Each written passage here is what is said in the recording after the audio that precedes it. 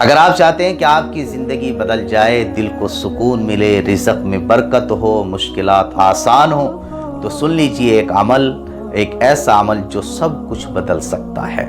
یہ عمل ہے استغفار کا عمل۔ قرآن میں بار بار آیا ہے کہ استغفار گناہ مٹاتا ہے، رزق بڑھاتا ہے اور رحمت نازل کرتا ہے۔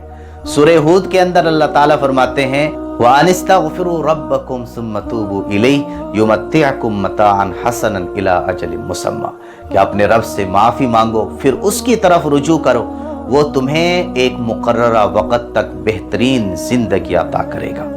نبی صلی اللہ علیہ وسلم خود دن میں 100 بار سے زیادہ استغفار کرتے تھے، حالانکہ آپ کے کوئی گناہ نہیں تھے۔